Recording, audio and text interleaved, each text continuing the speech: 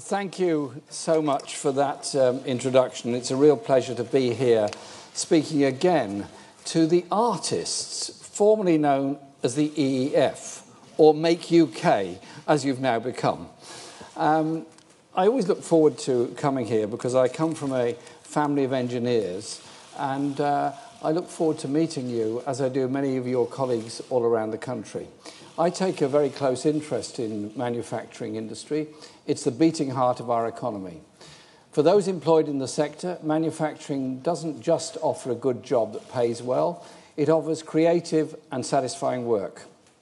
But manufacturing needs the right environment to flourish, high-quality infrastructure, a skilled workforce, and open and stable trading relations. I'm going to talk about each of these in turn, because it's clear that something has gone badly wrong. Last week's GDP figures confirmed that our manufacturing sector is mired in recession. Output has fallen for 6 consecutive months, the worst run since the financial crisis of 2008-09. No doubt, the uncertainty generated by the government's shambolic handling of Brexit has had an impact, as has weaker global demand. But it's too convenient for the Chancellor, Philip Hammond, to brandish these as excuses for his woeful economic record. The truth is, the prolonged slump in manufacturing is part of a broader story. A weak economy limping through the most feeble and protracted recovery in British history. And the blame for this lies squarely with the government. 9 years of unnecessary austerity have caused untold damage to our economy and strangled investment, leaving us with crumbling infrastructure, a productivity crisis, and, frankly, no more than anemic growth figures. This is all the more painful because there is another way of doing things. A government prepared to invest in our economy and pursue an active industrial strategy could bring about a renaissance in manufacturing. And that is what the next Labour government will do. It starts with infrastructure. Our dilapidated transport, communications and energy infrastructure is desperately in need of an upgrade. Labour will unleash a massive programme of investment with a national transformation fund delivering $250 billion of direct capital expenditure on infrastructure and research and development.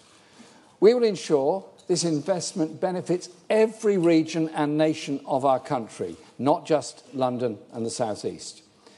And we will establish a national investment bank to make available a further $250 billion over 10 years in the form of patient capital lent to small and medium-sized enterprises in line with the priorities of our industrial strategy. They will be providing funding for green industries and the technologies of the future. The current government's failure to invest has left us poorly equipped to deal with the profound changes that are already upon us. Where is the industrial strategy to prepare our economy for life outside the EU? What's being done to harness the benefits of automation without threatening the livelihoods of millions? How can we mobilise industry to help avert the destruction of our natural world and climate? The government doesn't have answers to these questions. Let me give you an example of the change we need. To avoid climate catastrophe, we have to reduce our net emissions to zero by 2050 at the latest. This is not going to happen by itself. It requires large-scale public investment into renewable energy and home insulation, which in turn will create new opportunities for private enterprise. This is not a burden, it's an opportunity to kickstart a green jobs revolution.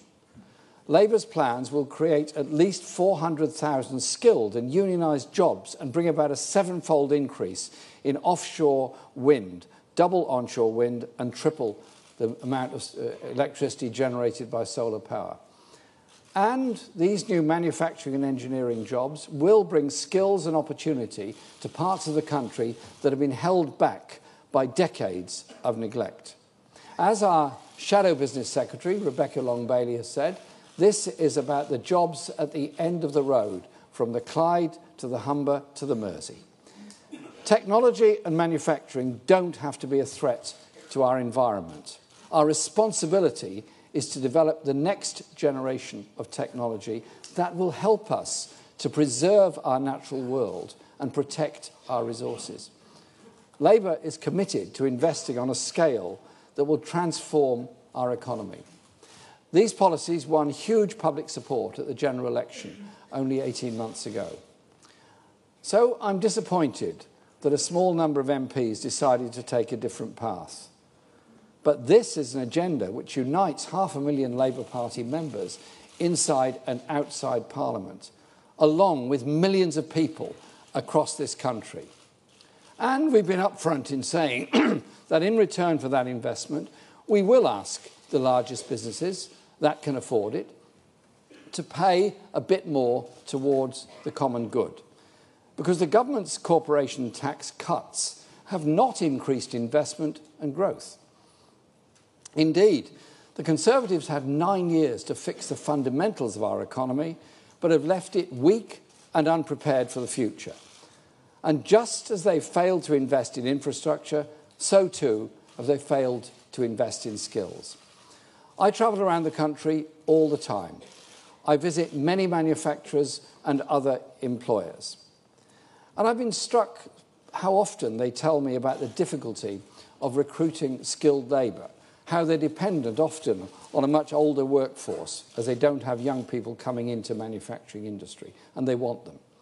Of course, there are organisations and companies doing good work. Make UK's own training and apprenticeship programme are absolutely excellent. I visited the training centre in Aston twice, and I've been extremely impressed by the way young people are helped to get the best start to their working lives. But as a country, we're moving in the wrong direction. University fees, the scrapping of grants, and the cuts to training have made education less accessible just when we need a highly skilled workforce more than ever. So the great legacy of the next Labour government will be to reverse this trend with the creation of a national education service that makes education freely available to everyone, whatever their age, from cradle to grave, just like the National Health Service is there for all of us. I pay tribute to our Shadow Education Secretary, Angela Rayner, who's here today, for the work she's doing to drive this forward. My old friend Tony Benn used to say that education should be like an escalator going alongside you throughout life, that you can get on and off whenever you want. What a wonderful way of putting it. So today, I'm proud to announce the appointment of our Commission for Lifelong Learning to help make the principle of lifelong learning a reality. And what is unreal is the lack of water.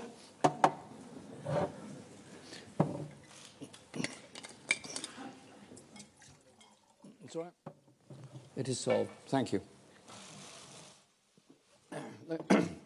The Commission will bring together 14 experts from across education, top names in their fields, including Make UK's very own Chief Economist, Seamus Nevin. It's co-chaired by the former Education Secretary, Estelle Morris, and the General Secretary of the Communication Workers Union, Dave Ward. And I want to thank Gordon Marsden, who's also here today, our Shadow Minister for Higher Education, Further Education and Skills. Gordon's passion for lifelong learning has been crucial in bringing these people together, and part of Angela's team is absolutely dedicated to making sure this Commission works really well and comes up with the exciting ideas that we're going to put into practice in government. The Commission's task is to devise an inclusive system of adult education to be implemented by the next Labour government that will transform the lives of millions and reskill our economy. Lifelong learning will be available to everyone, no matter of what their background, employment status or previous education is.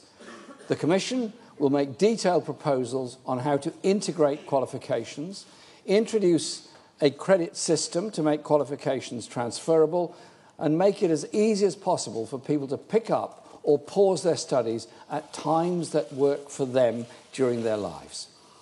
It will break down barriers between different types of education. The opportunity to retrain at any point will help close the gap between the skills people have and the skills our economy so desperately needs for the future. We know that new industries evolve and old industries collapse. Technological advance can create great anxiety for people. So for me, the National Education Service and its commitment to lifelong learning is a form of social security. Under a Labour government, workers will never again be left feeling discarded because there will be an industrial strategy creating good, well-paid jobs and training to help workers learn new skills for the future. It makes no sense for people to be only educated for the first quarter of their life and then work for the rest of their days with outdated or insufficient qualifications. It's a waste of talent and a waste of potential. Let's give people the skills to flourish. And I strongly believe there should be a really genuine parity between vocational education and academic education. We have to end the outdated grammar school mentality of looking down on someone who does a vocational course and looking up to someone who does an academic course. I see the skills of electrical work, of computer work, of design work, learned through vocational courses as just as valuable as academic courses taken at university. We need all of those skills in our society. I remember from my own school days being told by my art teacher, who frankly didn't appreciate any of my abstract painting, he said, "Corbyn, you're no good at art, go and do woodwork." And I was sent to the woodwork shop and told that this was the last resort. Woodwork was looked down on in those days. In Germany, where they really value engineering, they say, "You're a clever kid, get down to the metal workshop." So education must be designed to get the best out of everybody and available to all, delivered through colleges, universities, unions, and directly via employers. If a Labour government is going to make this big investment in skills that will have benefits for business, then we do ask something in return, that as employers, you step up to invest in your workforce too.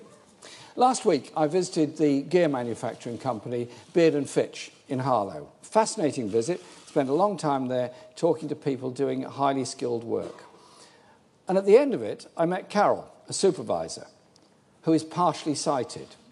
She was doing the final checking and polishing on the gears, and she'd been provided with everything she needed, such as big screens, to help her do her work. And she's absolutely brilliant at it. I'm very proud of the work she does. That is a sensible employer who has made an investment in somebody who is very good at their job and is paying off for Carol, but it's also paying off for the company. As I said earlier, as well as skilled workforces and high-quality infrastructure, manufacturing needs a stable trading relationship to thrive, which brings us on to Brexit. Earlier this month, I wrote to the Prime Minister, setting out Labour's alternative plan based around a permanent customs union with a British say in future trade deals, a strong relationship with the single market, and a full guarantee on workers' rights, consumer standards, and environmental protections. Later this week, I'm travelling to Brussels to discuss these issues with Michel Barnier and his colleagues. It's a plan we're convinced could win the support of Parliament, be negotiated with the EU, and help to bring the country together. It's been widely welcomed as a way of breaking the impasse. So I call on the government and MPs across Parliament to end the Brexit uncertainty and back Labour's credible alternative plan. It's regrettable that so far the Prime Minister has instead chosen to stick with an approach that has already been rejected, refusing to move from her divisive and damaging red lines. Business investment is falling and confidence is evaporating due to the uncertainty that's been created by the government's strategy. And let's have no pretence that if the Prime Minister could only get her deal through Parliament, then certainty would be restored. The political declaration she negotiated talks of, and I quote, a spectrum of different outcomes for administrative processes as well as checks and controls. A spectrum of different outcomes. What use is that? when you're making very important and significant investment decisions? If the Prime Minister is unable to adopt a sensible deal because it would split the Tories, then, in my view, there needs to be a general election. Without it, we will keep all options on the table, including the option of a public vote on our future. The country cannot be taken over the cliff edge for the sake of the unity of the Conservative Party.